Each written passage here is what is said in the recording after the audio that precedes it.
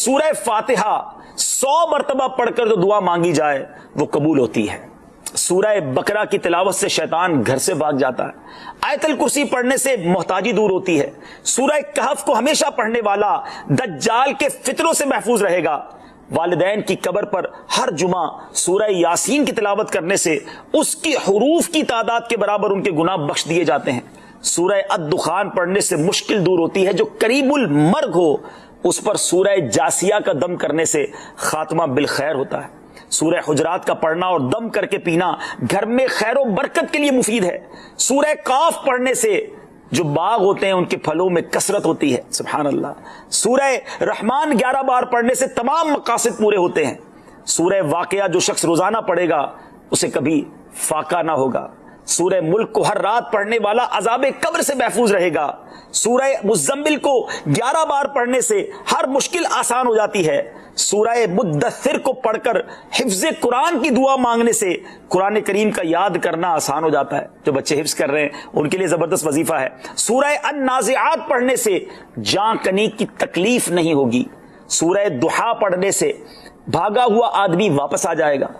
سورہ علم نشرح کو جس مال پر پڑھ دیا جائے اس میں خوب برکت ہوتی ہے۔ سورہ تین و تین والزیتون جو ہے 3 مرتبہ پڑھنے سے اخلاق و کردار بہتر ہوتے ہیں۔ سورہ علق میں جوڑوں کے درد کا علاج ہے۔ سورہ قدر جو صبح و شام پڑھے اللہ عز و جل اس کی عزت بڑھا دے گا۔ سورہ بینہ برس اور یرکان کا علاج ہے۔ جس آدمی یا جانور کو نظر لگی ہو اس پر سورہ عادیات کا دم مفید ہے۔ سورہ قارعہ پڑھنے سے بلاؤں سے حفاظت رہتی ہے۔ سورہ تکاثر کو 300 بار پڑھنے سے جلد قرض ادا ہو جاتا ہے۔ کئی لوگ کہتے ہیں جناب قرض بہت ہے، چلے قرآن کا وظیفہ لے لیں، الہاکم التکاثر، یہ جو سورت ہے 300 بار پڑھنے سے بہت جلد قرض اتر جاتا ہے۔ سورہ عصر پڑھنے سے غم دور ہو جاتا ہے۔ سورہ ہمزہ اور سورہ فیل دشمن کے شر سے حفاظت کے لیے، اور سورہ قریش جان کی حفاظت کے لیے بڑی مجرب ہے، بڑا کمال کا وظیفہ ہے۔ سورہ ماعون بڑی مشکل کے وقت میں پڑھنا بہت مفید ہے۔ سورہ کوثر کی تلاوت سے بے اولاد صاحب اولاد ہو جاتا ہے۔ کئی بے اولاد بھی وظائف مانگ رہے ہوتے ہیں۔ سورہ کافرون 1/4 قرآن کے برابر ہے۔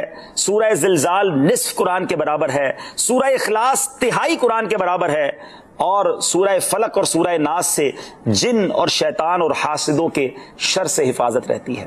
پھر کیوں نہ ہم قرآن سے دوستی کر لیں، کیوں نہ قرآن کو اپنا ورد بنا لیں۔